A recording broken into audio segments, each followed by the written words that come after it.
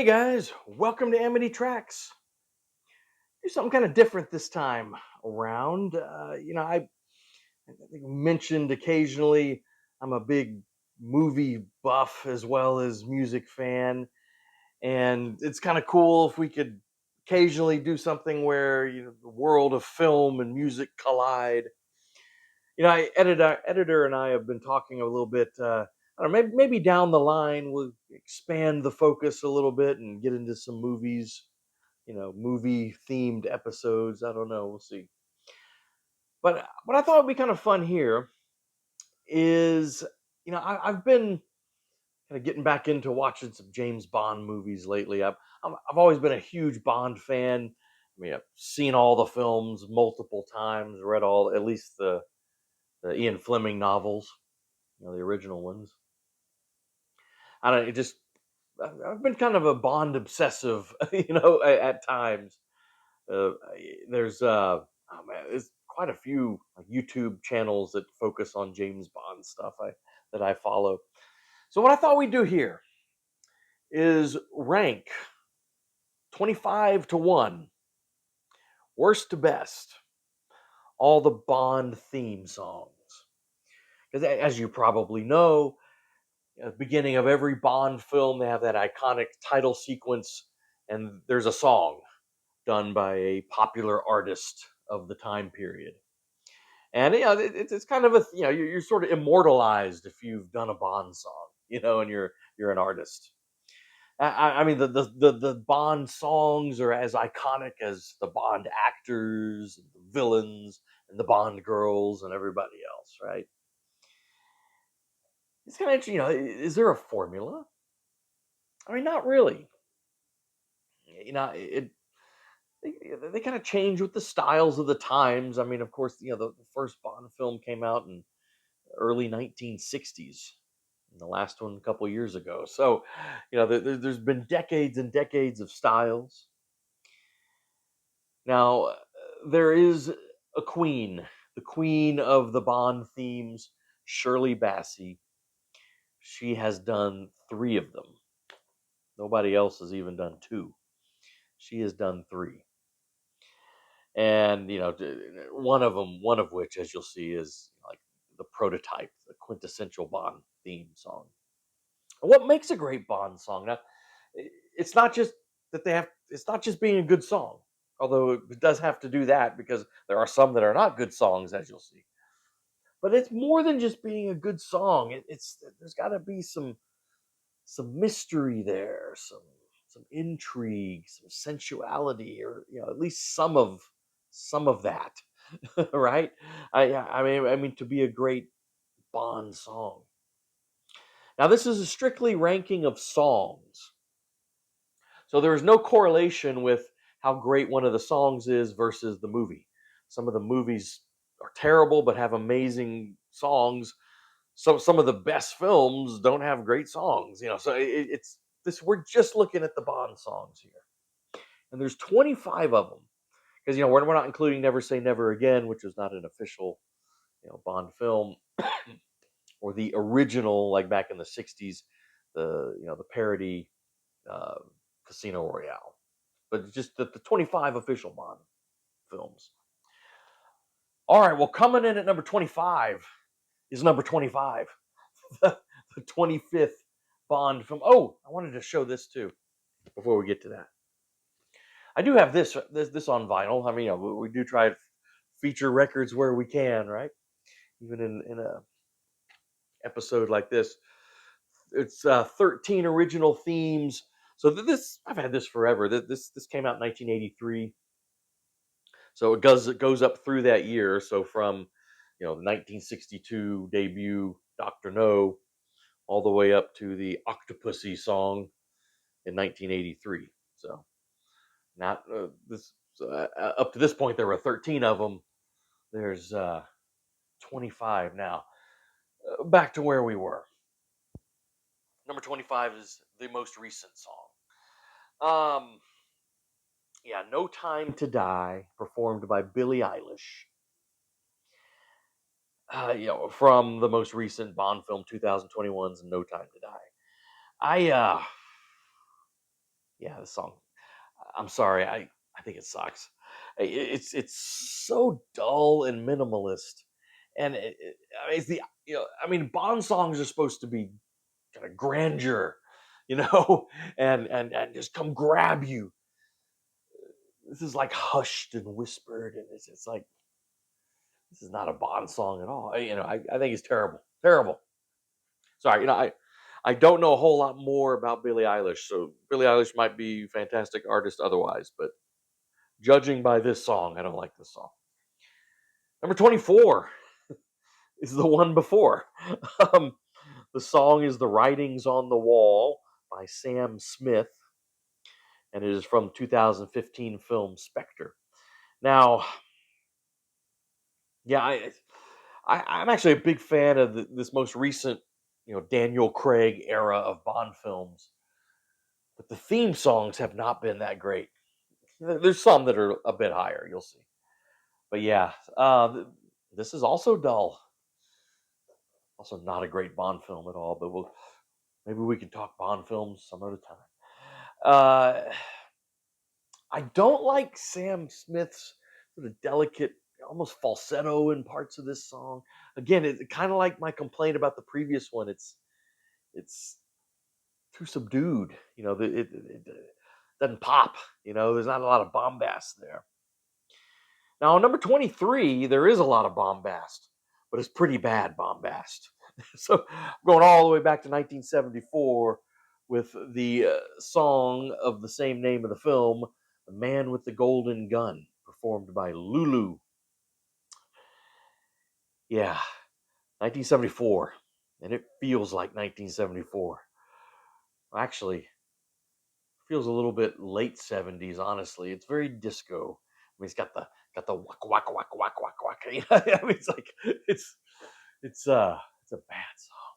I think she's trying to kind of be kind of brassy and like Shirley Bassey. Lulu is not Shirley Bassey. All right, number 22. The song is called "Another Way to Die," performed by Jack White and Alicia Keys from the Quantum of Solace film in 2008. Yeah, it starts off pretty cool, actually. This real sort of gritty guitar part from Jack White is like, oh, this is, and it's kind of different for a Bond theme song. It's like, but it's pretty cool. It's like, okay, this could go somewhere. But then it shifts gears, and when Alicia Keys comes in, and she's great. Alicia Keys is a fantastic singer. I love her, but I don't like what she's doing here. It's just once she comes in on the vocal line, it shifts gears, and it's just like all that was kind of interesting and cool and intriguing about that Jack White guitar intro, it just kind of becomes a generic song. And I don't know. Don't like it. Don't like it. Number 21, the song "Goldeneye" from the film Goldeneye, 1995, performed by Tina Turner, written by Bono and The Edge from U2. Now, Goldeneye is a fantastic Bond film. It was the debut of Pierce Brosnan, his era, and it revitalized the whole franchise. Unfortunately, this song does not match the excitement and revitalization of the film. The song is pretty ho hum. I don't blame Tina. I blame Bono and The Edge. It's not a very interesting song, like as far as how it's written. I mean, Tina does what she can with it, but yeah, just not very golden eye. It's just, it's not good. It's not good. Yeah, and it's really disappointing because 1995 U2. I mean, if U2 could have done this is like Octung Baby, Zooropa era. That really would have that vibe. I think they could have done a really great Bond song themselves. Kind of wish they had. Anyway, lost opportunity, I say. All right, number 20. Going with "Tomorrow Never Dies" from the film of the same name, 1997. Still in the Brosnan era. Sheryl Crow. Yeah, Sheryl Crow. Feels like I bag on Sheryl Crow all the time on this channel because talking recently about the Rock and Roll Hall of Fame and all that. I don't mind her. I mean, I think she does some good songs, but she's not suited for a Bond theme song. And this song also is pretty ho hum, pretty pedestrian, pretty boring. Number 19, The World Is Not Enough. The film of the same name, 1999, also Pierce Brosnan film, and Garbage is the artist. Now, here we're starting to get into, I think, good territory. Not amazing territory, but from here on, there, I think the songs are at least good. And I remember, when I heard Garbage was doing a Bond song, I think that's a good choice. I mean, I like Garbage. I think they were a good band. At least I bought their first several records. Then I kind of stopped following them, but I like those first few records. I think they're fantastic. I think Garbage really could have done a good job, but this song's just all right. All right, well, that was 19, so 18. Now this one I have higher than a lot of people might. A lot of people might put this near the bottom. I don't really mind this song. I don't think it's obviously not top tier. It's 18, but I don't think it's terrible. And that's another Brosnan era song, Die Another Day. Pretty bad Bond film, but uh, I don't think the song is that bad. 2002, performed by Madonna. I think Madonna does all right. I mean, there's a lot of bloops and bleeps. It sounds very 2002, but I think this song is better than its reputation. I think she does. I think she does an all right job. All right, number 17, For Your Eyes Only, from the film of the same name, 1981. Sheena Easton performed that one. It's a smooth kind of pop song. I think it works. It's not a bad song at all. I think it's kind of a poor man's or a poor woman's uh, attempt at one that sounds like it, but is much more successful. That we got way down the line a little bit later. Well, I'll just tell you, nobody does it better. So it sounds kind of like a sort of a kind of rehash of that, not quite as successful. Number 16, going all the way back to 1969. George Lazenby's only outing as Bond. The film is on Her Majesty's Secret Service. The song is by Louis Armstrong, and We Have All the Time in the World is the song. Now, this is kind of interesting because this is one of the, I think, is the only song on this list where this song wasn't played in the opening credits. There was kind of this actually kind of groovy instrumental kind of 60s sound and tune, which is cool, but it was just instrumental. And this was played actually, I think, over the closing credits, but it's just sort of acknowledged as the song for this film. Now, it's a fascinating film. This is the only film where George Lazenby plays Bond. And, well, again, it's interesting to talk about if you just want to talk about Bond films. But we're here to talk about the song. I mean, Louis Armstrong, right? I mean, doesn't play any trumpet on here. It's his vocal. And it's just kind of nice classic, you know, kind of ballad. But it's real nice, actually. And the beautiful strings in there. Interesting thing in the most recent No Time to Die, the most recent Bond film, this song was sort of reprised at the end of that film, which was a nice hook because there are some thematic similarities between the most recent film and that film. So that's kind of interesting. All right, number 15, one that I really like that hardly is never talked about. I think it's pretty good. It's from the second Bond film, going all the way back to 1963. From Russia with Love is the song and the film, sung by a guy named Matt Monroe. I've never really heard of him otherwise, but this is 63, so it's kind of a little bit before, on the cusp of that the new era of rock and roll coming in the 60s. So it's more of a traditional kind of pop song, almost pre-rock and roll pop song. But again, it's got this kind of sweeping strings to it. He sings it well. He's got a great voice, kind of a crooner. Um, I think it works. It works for the theme of the film. Number 14, I think one of the better Daniel Craig era songs. The song is "You Know My Name." The artist Chris Cornell, rest in peace, and is from Casino Royale, 2006, which was Daniel Craig's debut as Bond. One of the great Bond films, by the way. I think this is a nice switch up. It's a nice change. Chris Cornell's voice is a bit more gritty, and I think that kind of works here. It's kind of an exciting song, grittier song to announce sort of a grittier, more realistic era in Bond. So I think it works. Now, number 13 probably shouldn't be this high, but I've got I don't know, just got a soft spot for it. I think because of the whole film, I've got a soft spot for. Yeah, the film is Octopussy from I feel like Beavis and Butthead here. I just want to chuckle, right? But Octopussy is the name of the film, 1983, and this is the soundtrack. There's Roger right there, Roger Moore, and the song is "All Time High" by Rita Coolidge. Another sort of kind of smooth pop song in the vein of "For Your Eyes Only," or coming up a little bit later is "Nobody Does It Better," right? So another one of those songs, kind of a lesser one of those, but I don't know. I've always thought it was nice. It fit the film, and I've got it.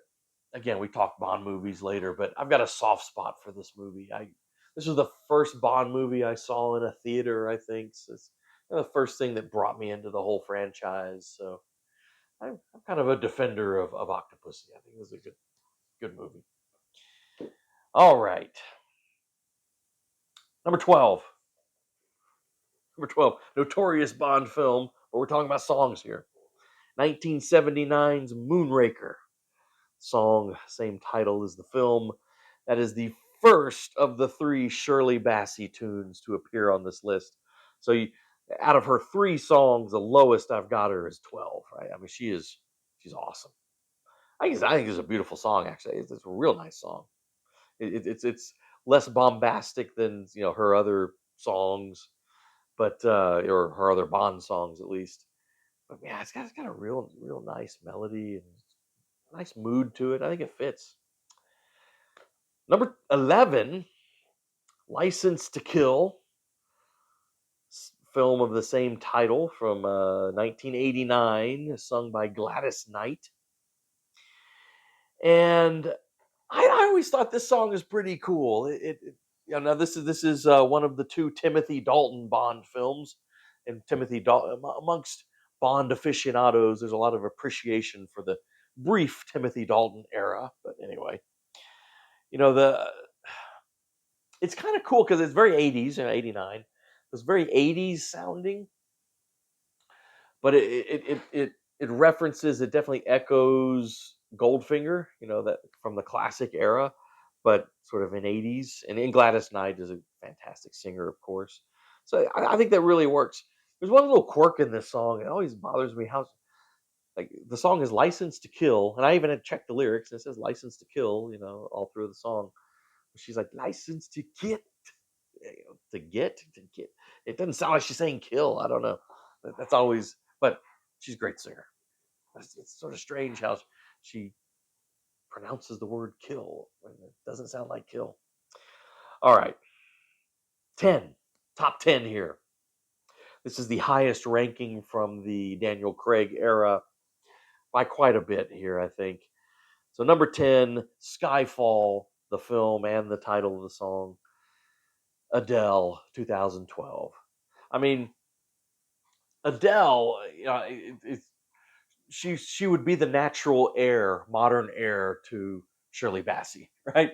I mean, just huge voice, and they were smart to whoever wrote. I don't know who actually wrote the song, but whoever wrote the song was smart because bringing in Adele, they sort of have it echo that classic sort of earlier era Bond songs, and that really works with her. I think great song, great song. I think that song that win an Oscar, maybe I don't remember. Editor can check that. I know it was nominated. I don't know if it won. All right, number 9. Number 9, I think, is an underrated song, not discussed all that much. 1987 song and the film titled "The Living Daylights." The artist is Aha, of Take On Me fame. Great song. I think this is a great, great song. I think it's a great '80s pop song. Just regardless, but I think it works. It sounds like a Bond song too. I think it really works. It's got some class and mystery to it. I'm a big Aha fan, actually. Aha is an interesting band. Maybe we'll focus on them at some point a little bit more on this channel. But Aha is an interesting band because they, in the United States, kind of seen as a one-hit wonder, right? Take on Me, right? But overseas in Europe and other places, they had a long career with a lot of records that did well. I mean, Aha actually, really good band. All right. Well, I've referenced this song multiple times, and at number 8 is where I do have Nobody Does It Better by Carly Simon, 1977 from the Spy Who Loved Me film, right? Roger Moore era, The Spy Who Loved Me. I think out of these non-Shirley Bassey, um, you know, kind of just straight sort of pop ballads. Well, there's another exception coming up here, but this is one of the iconic ones. I think. Great song, great song. I mean, Carly Simon does a fantastic job on that. All right, number 7. I've, depending on the order of when this video will come out and some other video, I don't know if you've heard me gush on Tom Jones. I am a serious, like unironically, I really dig Tom Jones, and he knocks it out of the park with 1965's Thunderball, the song, same title as the film. I'm getting into the Sean Connery era here. Thunderball. There it is. Thunderball. Yeah, you know, I mean, just that note that Tom Jones holds, Thunderball, and he like holds it for like, I don't know, 10 minutes or something. I read this. I don't know if this is true. I read that he actually passed out because he was holding that so long, or that note so long. I don't know if that's true or not. Tom Jones, man, Tom Jones, but just you want to talk about bombast, bombastic and just Tom Jones. I mean, nobody else. All right, number 6 is the second of 3 Shirley Bassey songs, also from the Connery era, 1971's "Diamonds Are Forever." It's the name of the film and the song. And just class all the way, just classy, classy. She does get to kind of belt a little bit here, but not as much as her highest ranking song, obviously. Number 5, I mean, this had to be really high up there. So, looking at the debut Bond film, Dr. No from 1962, didn't really have a vocal song. This was the only film that didn't really get some artist to do a vocal song because the original James Bond theme, that iconic theme that everyone knows, that was the song that opened this one. And in that particular film, performed by Monty Norman and his orchestra. But there's been a billion versions of that. It shows up on every Bond soundtrack in some form or fashion. I like Moby's kind of electronic version in the '90s. It showed up in some Pierce Brosnan era films. I think that was cool. Anyway, so many people can do so much with that song, but or that theme. But it's one of the iconic film themes of all time, right? All right, top 4. Man, these top 4 are top notch. 5-star Bond songs. These 4. Number 4, I think, is the most beautiful of all the Bonds. This is a gorgeous song.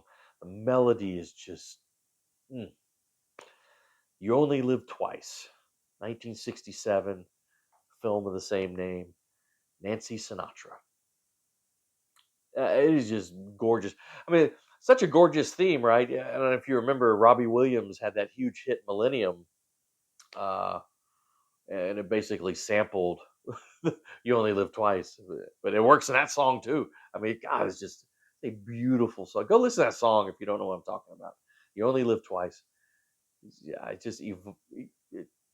it's sensual. It evokes the locations in the film. It's perfect. It's perfect.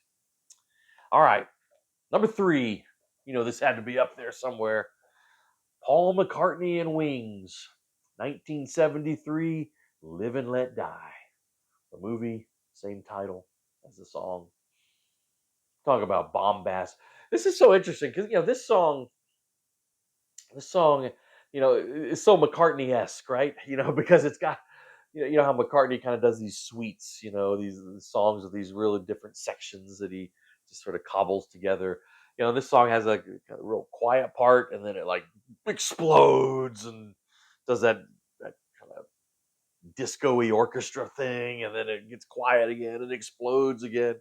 It's just, it's awesome. It's just a unique song. And I mean, McCartney, ever since that song, he's played it damn near every show he's ever performed, right? I mean, it's a staple in his shows. And yeah, "Live and Let Die" is great. I love that song. I always kind of chuckle at, McCartney. Sometimes you cringe at some of McCartney's lyrics. There's that line in there, um, "Give the other fella hell" or something like that. It's just like, I don't know. Any line in there where you have, the word fella, it's kind of weird. But oh, and I'm sorry, I think the Guns N' Roses cover of this sucks. I hate it. Anyway, number two. Number two is the quintessential Bond song. It is the the prototype, right? And it's the third of the Shirley Bassey songs. Of course, talking 1964, "Goldfinger," right? Uh, Film of the same name, also considered kind of the prototype, of Bond films too. One of the greats, Sean Connery era, of course. And yeah, man, she's like the female Tom Jones. She just belts it. God, it's so in your face, so strong, awesome, awesome. Goldfinger. All right. Well, what does that leave? That leaves my very favorite Bond song. Actually, a lot of people really like this song. It's kind of interesting because a lot of people look at this film as one of the very worst Bond films, like I was talking about at the beginning. But one of the best Bond songs, 1985, "A View to a Kill," film of the same name, Duran Duran. "A View to a Kill." I got the 45 here. "A View to a Kill." Roger Moore's last Bond film. Look at all the plastic surgery on there. He was getting old. Getting old. Also had Grace Jones and Christopher Walken in that film. That was pretty great.